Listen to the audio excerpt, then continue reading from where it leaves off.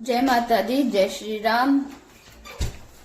आज मौसम हो चुका है खराब। खराब तो कल से ही है, 2 दिन से, और आज तो बिल्कुल धूप निकली ही नहीं है। एक बार तो लगा था कि धूप निकल जाएगी, पर दोबारा से धुंध हो चुकी है। और अभी मैं जा रही हूँ मार्केट क्या जा रही हूँ, हॉस्पिटल जा रही हूँ मैं अपनी, क्योंकि मुझे दिखानी है अपनी आंख में ना मेरी कल से ना बहुत दर्द हो रखा है।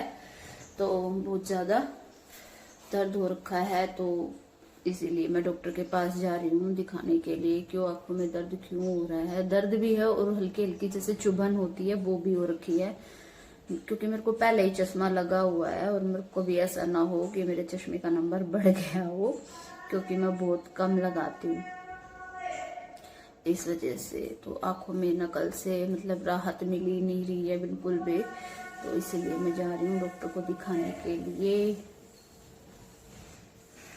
अभी यहाँ पे आ तो गया है डॉक्टर। पहले यहाँ पे कोई गन्नौर में ना आंखों का डॉक्टर नहीं था, सीधा हमें सोनीपत जाना पड़ता था। पहले जब मेरा चश्मे का नंबर मुझे मिला था तो डॉक्टर आर्या से मिला था सोनीपत में, वो स्पेशलिस्ट आंखों के ही है। तो अब यहाँ भी एक आंखों के डॉक्टर बैठते हैं, वो भी अच्छे डॉक्टर। मैं एक बार चेकअप करा के आई थी, तब मेरी आंखों में जब गर्मी ज़्यादा थी ये थोड़ा सा, तो मेरी आंखों में ना धूल मिट्टी से खुजली होने लगी थी, तब दिखा के आई थी तो आराम आ गया था। तो मैं उन्हीं के पास जा रही हूँ दोबारा से, देखते हैं अब क्या कहते हैं डॉक्टर। जाते ठंड भी बहुत हो चुकी है।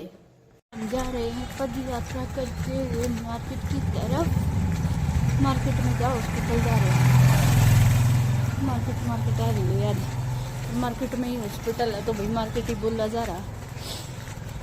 तो पैदल निकल रहे हैं हम। बाहर बिल्कुल हल्की हल्की निमी से बारिश नहीं होती, ऐसे ओस पड़ रही है, तो निमी से ओस पड़ रही है, और धूप निकलने के कोई भी आसार नहीं है। और कोई बात नहीं भैया, आग दिखा के आनी बहुत ज़रूरी है, क्योंकि मेरी आँखों में दर्द हो रहा है। तो हम सुड़ करते हुए पहुँच जाएंगे। 2 बजे और डॉक्टर साहब बैठेंगे, वो शाम को 4 बजे बैठेंगे। और हम हॉस्पिटल भी आए और प्रश्न की और ठंड में पहले पता होता तो माते को जी, पर डॉक्टर शाम को 4 बजे बैठेंगे। सुबह की ओपीडी बंद कर दिया उन्होंने, शाम को 4 बजे।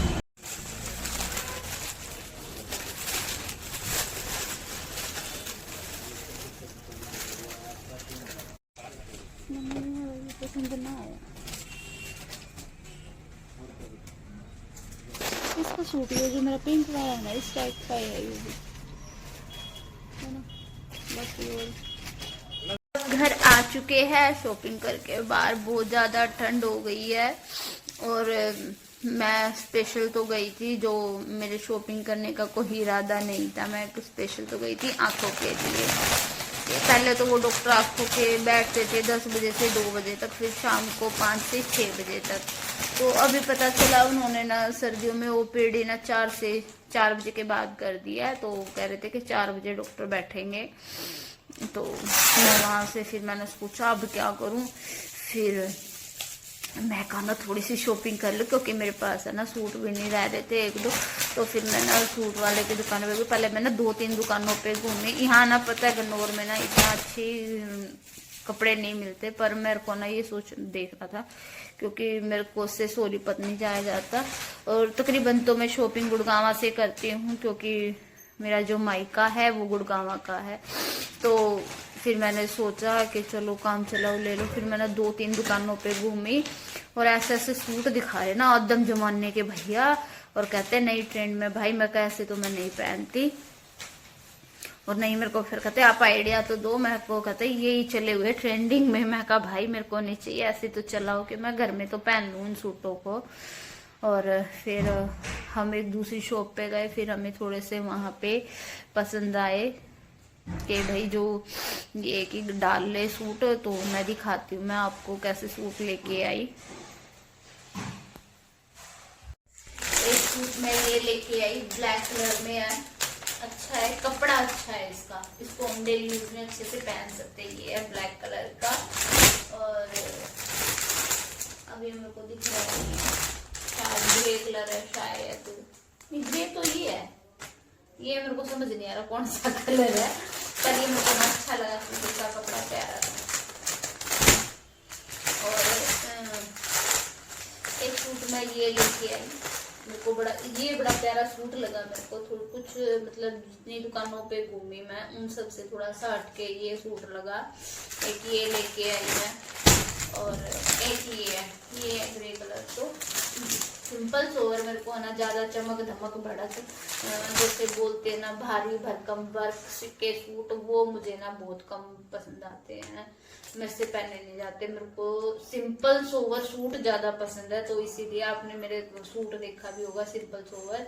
पर मैं जो पहले पहनती थी वो सूट मेरे बहुत अलग होते थे, कुछ हटके होते थे। पर अभी मेरे पास सूट की शॉर्टेज थी तो इसलिए ये दिखते हैं। पहले मैं थोड़े से डिजाइनर सूट डालती थी और अभी मेरे पास नहीं थे, तो इसीलिए पहले मैं शॉपिंग करती रहती थी। अब मेरी शॉपिंग बहुत कम हो गई है।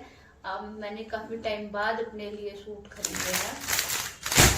तो और एक ये सूट हम जिस दुकान पे ना घुस गए ना, भाई पता क्या हुआ, एक दुकान पे घुस गए, वो बंदे ना मेरे को इतने सूट दिखा रहे, पर मेरे को ना एक भी पसंद नहीं आया। फिर हार के मैं कहा ये बंदा ना ऐसे हमें नहीं जाने देगा। फिर वो ना मैंने सोचा, मैं कहा चला वेलवेट में दिखा दो सर्दियों के, ये मेरे को लगा।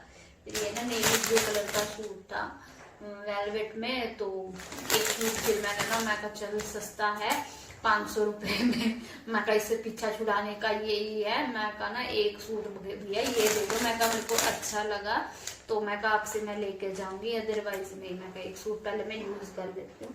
फिर मैंने एक सूट ये लिया वेलवेट का, क्योंकि मेरे से ना ज्यादा वुलन के सूट पहने नहीं जाते। आपने देखा होगा कि मैं तकरीबन ठंडे सूट पहनती हूँ। वुलन के मेरे पास ना एक वेलवेट में और एक थोड़ा सा सॉफ्ट कपड़े में वुलन का, 2 ही सूट है, अदरवाइज नहीं है। मैं बहुत पहले कई साल पहले 2 सूट लेके आई थी वुलन के, वो मैंने ना सिर्फ 1-2 बार डाले, फिर मैंने ना दे दिए थे वो सूट किसी को।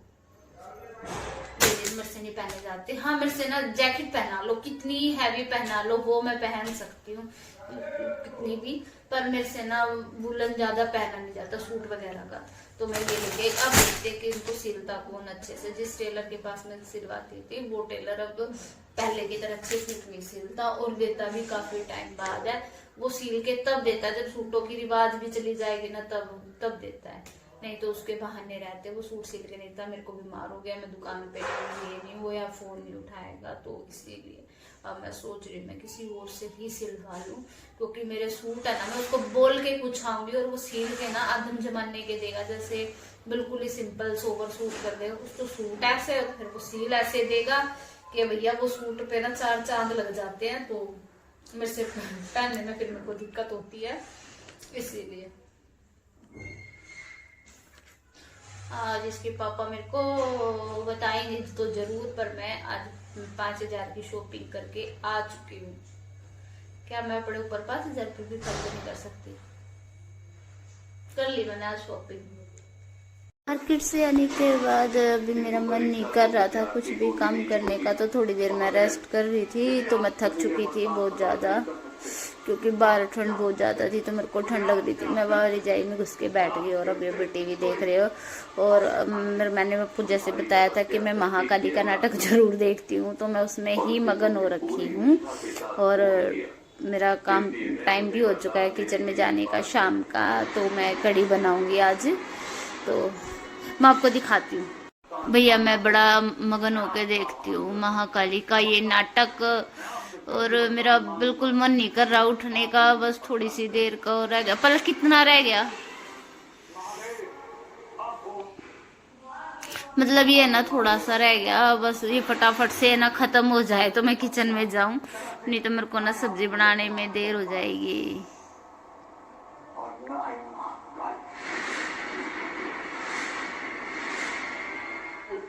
यहाँ मैं कर रही हूँ कढ़ी बनाने की तैयारी। लस्सी, बेसन, मिर्च डाल दिया है मैंने। ये मैं डाल रही हूँ नमक, और उसके बाद मैं डालूंगी हल्दी। हल्दी के बाद मैं भी डाल रही हूँ सूखा धनिया पाउडर। फिर मैं इसको अच्छे से घोल के ये मैं फिर कढ़ी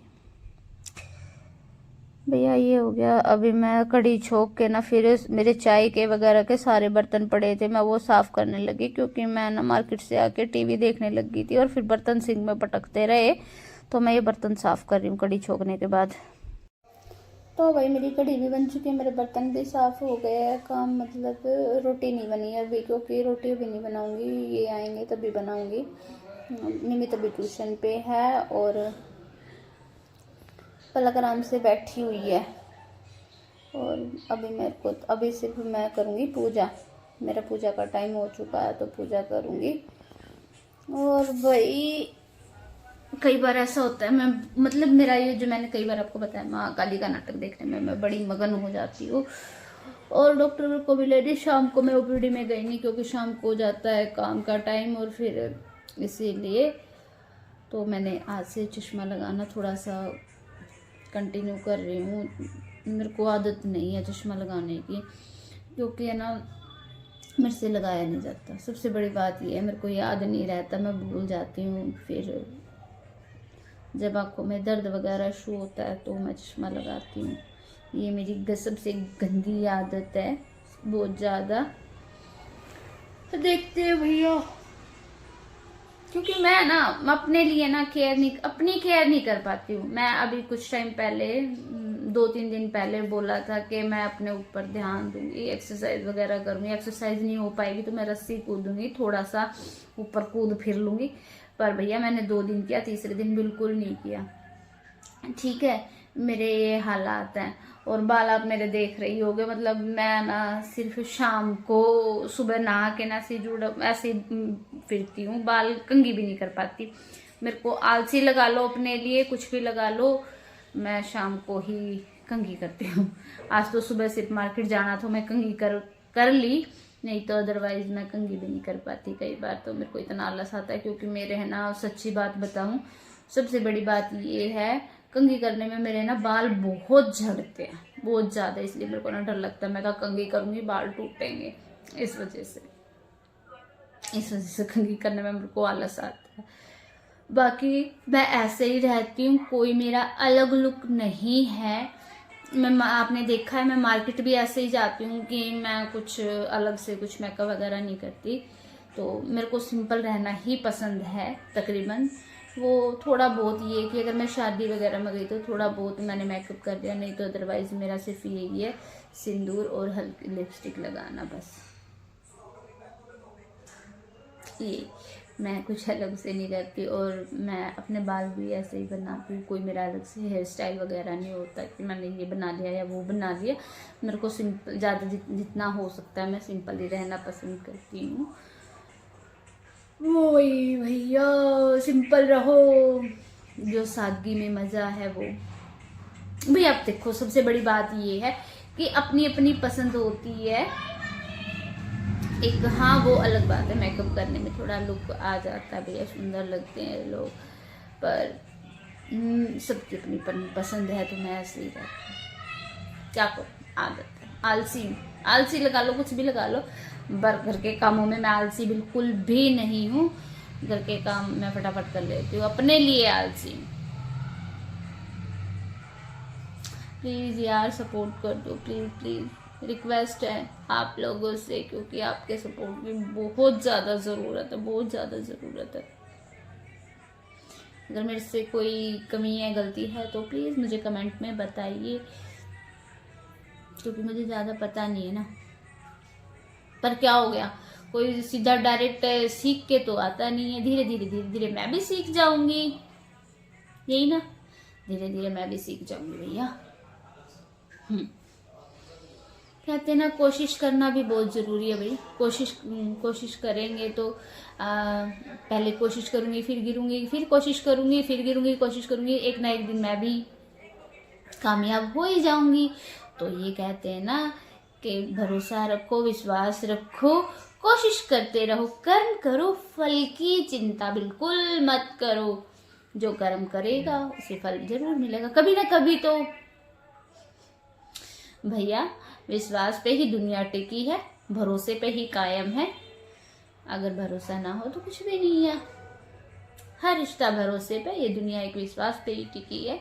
और प्लीज़ आप लोग मुझे सपोर्ट करिए। जय माता दी।